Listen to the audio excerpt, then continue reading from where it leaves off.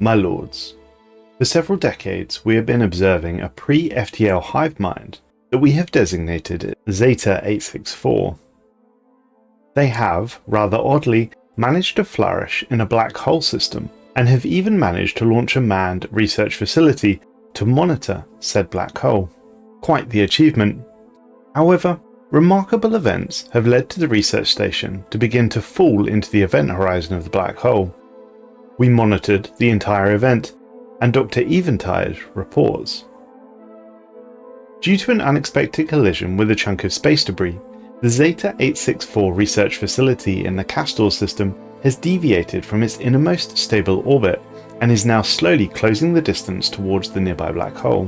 While the accident puts the whole station at risk, it is also an incredible opportunity to study the black hole, as well as potentially siphon huge quantities of dark matter.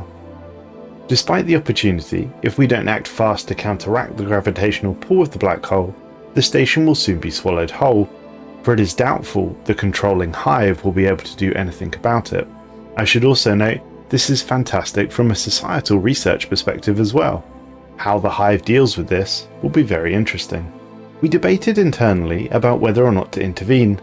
Some on my team argued against interference, pointing out that like any fledgling civilization, the hive mind would be able to absorb the loss and move forward. Or they wouldn't. Our role is simply to observe, passively. Others in the team disagreed, emphasizing the significance of the station's work, stating that this isn't just another outpost, this is their only outpost, and the hive mind had made a major leap in their understanding of black holes by creating this research station. Helping them now could preserve not only their progress, but also create a future foundation for cooperation between our two peoples should we require it in the future. I wrestled with the decision, caught between our standard commitment to non-interference and the potential to save what could be a historic achievement. But ultimately, and given the long-withstanding directive of passive interference only, we decided to wait and watch to see how the hive would deal with its situation.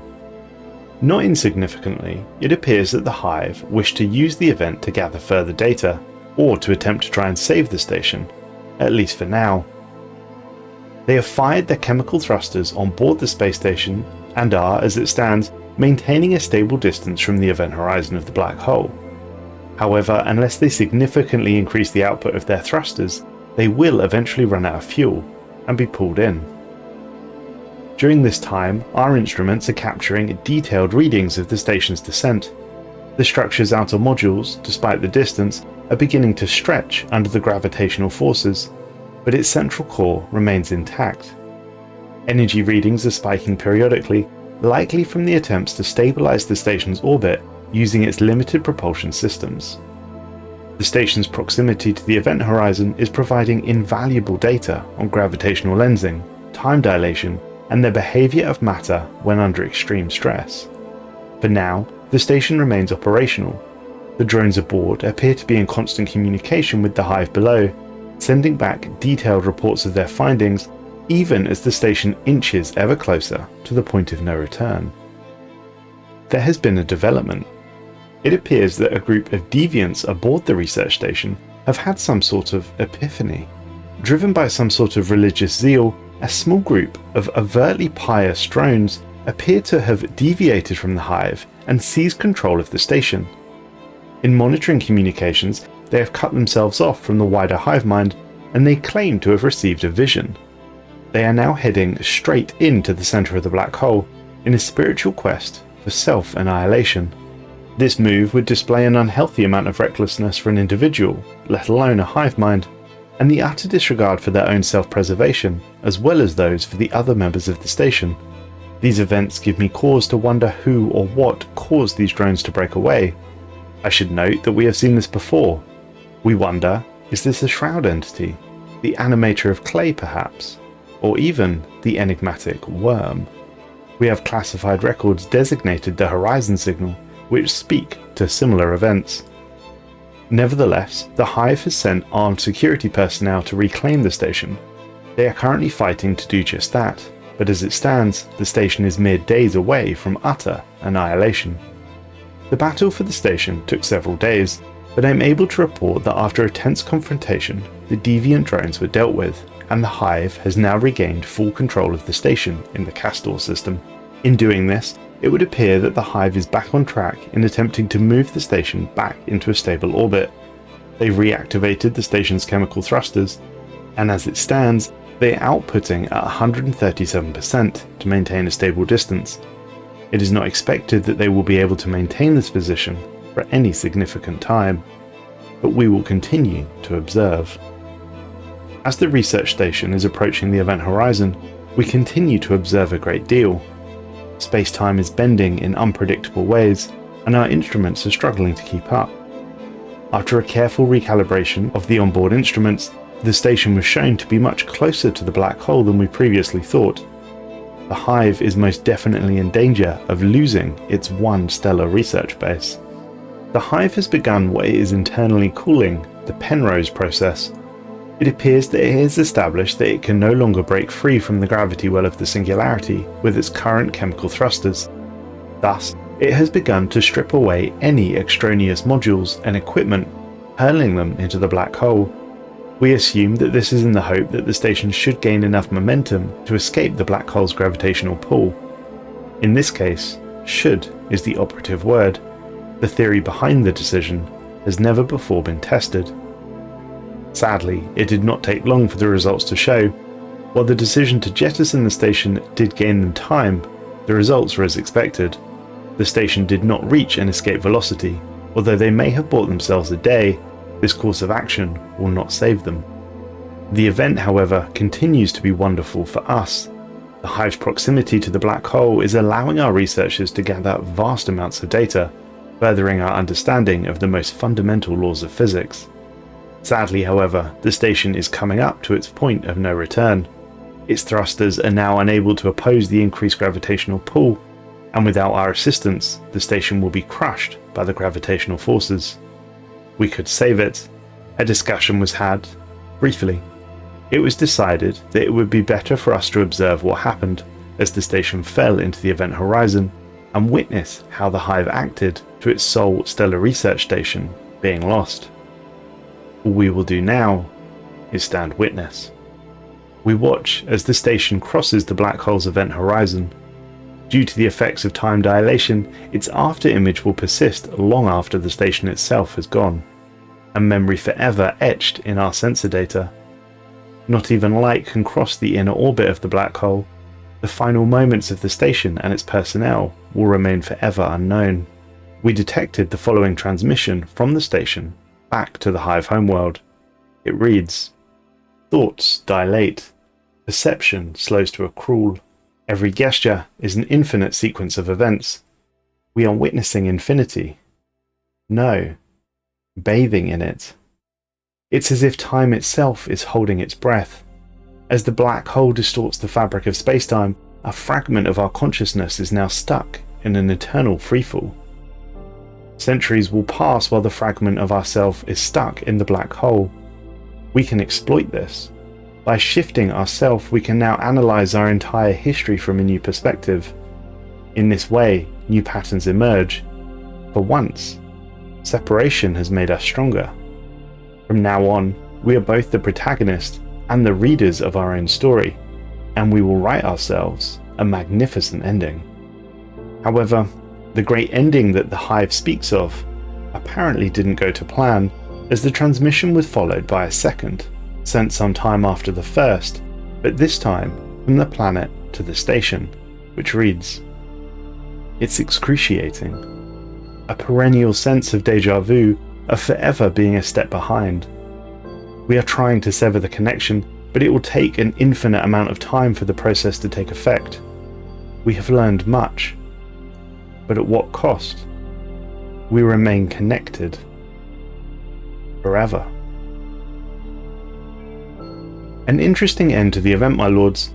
As far as I can work out, the hive mind on the pre-FTL world still remains connected to its dying drones aboard the station. A headache in time dilation to try and work that one out, and a truly awful fate, witnessing itself being crushed against the event horizon under a time dilation effect that we cannot begin to comprehend. My lords, Sometime after witnessing these events, the good Dr. Eventide went missing.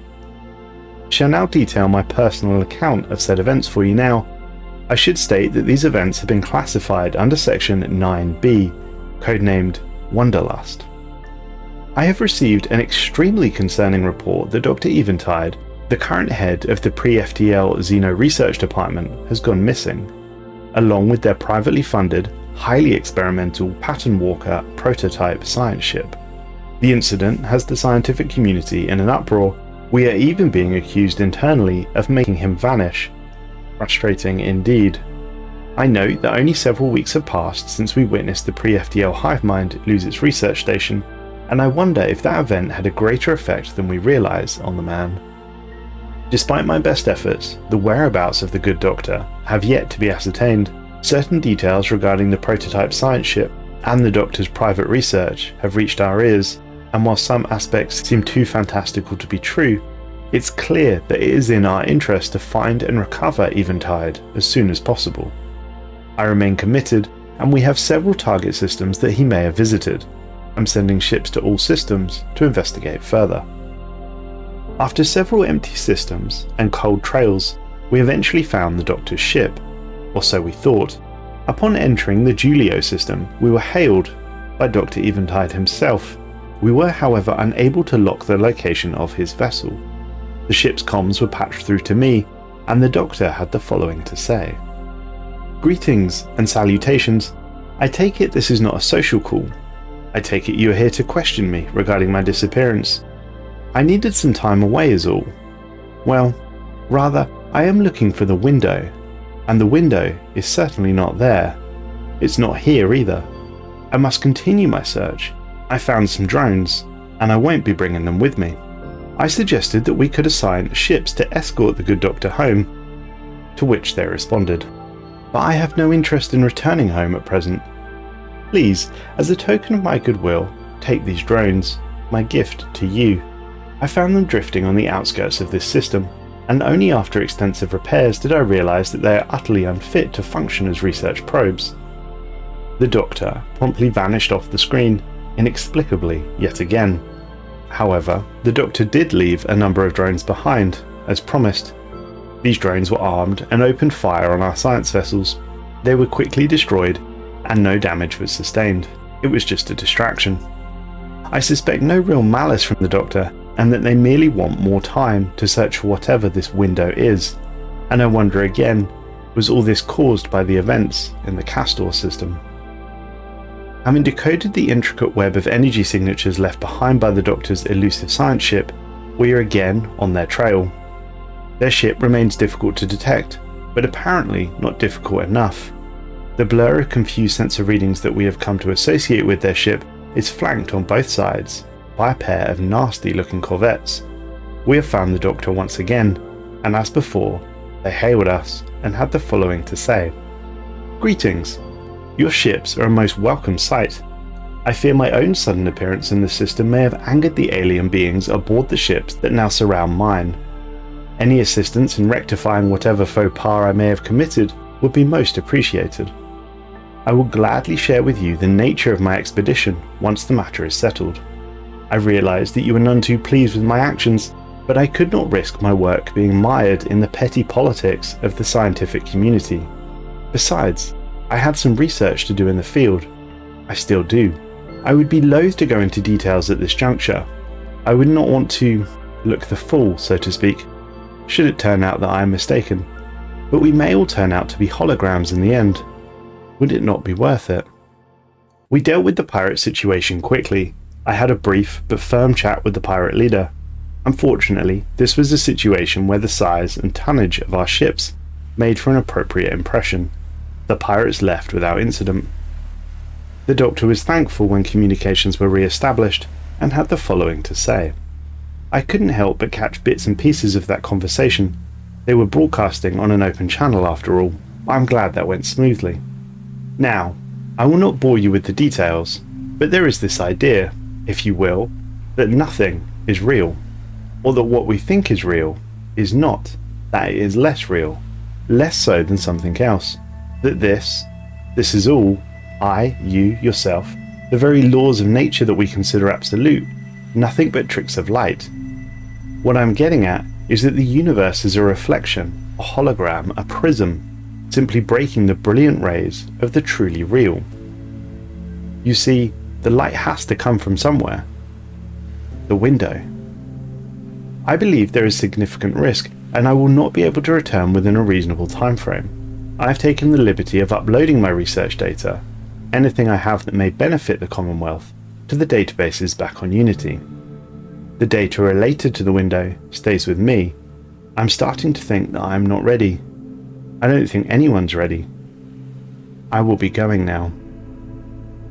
A quick check confirmed the doctor's claims, and we had enjoyed a small but not insignificant boost to our collective body of physics research. The doctor, however, had vanished once again, but this time their course had been divined before they were even out of system. If they're headed for this window, then so are we. It took us several days to catch up with the doctor's ship, and for the first time the prototype science ship was plainly visible on our sensors. It was orbiting dangerously close to the system's star, but appeared otherwise unremarkable. A simple optical scan revealed the ship's secret. Its hull was a standard design, altered without much subtlety. It was now crisscrossed by a lattice of metal filaments, likely acting as electromagnets, at alternating tightly controlled voltages. By staying close to a star, the ship could weakly warp its stellar emissions, wrapping them around itself as some sort of camouflage. While conceptually interesting, the technique has obvious practical drawbacks, as the ship's entire setup has now been fried and rendered useless by prolonged exposure to solar radiation. We hailed the ship for what we hoped would be the final time in this cat and mouse chase, and they had the following to say. Greetings, once again. It seemed entirely reasonable to assume that you would follow me again. I have found the window, I think. A window, at the very least. There may be more. Do our true selves lie beyond? Does anything? I must confess, I haven't the faintest idea. I recognise that no one else may very well benefit from the knowledge that I gain, but to stop here would be utterly irresponsible. I will attempt to pass through the window, into the other reality. The light of the real does not solely shine through here, of course. The entire universe is a vast pane of glass, and we are the minute warps and imperfections within. This is the window, because I believe it opens. I truly regret all the trouble I have caused you. I do. However, I owe nothing to humanity. I have paid my dues in full, and of this I am sure. You can come after me of your own violation. I am grateful of your help, but I made my intentions clear at the outset. Goodbye. There was a brief flash of light, and the doctor vanished. We boarded his ship to find it empty. All spacesuits remained in their pods, and the ship logs stated that the airlock has never been cycled. The ship orbits the star, but is now back under Commonwealth control. We have repossessed it, its basic functions remain operational, but we have no idea where the doctor is. An unnerving end indeed, and I must wonder, will we ever see the doctor again?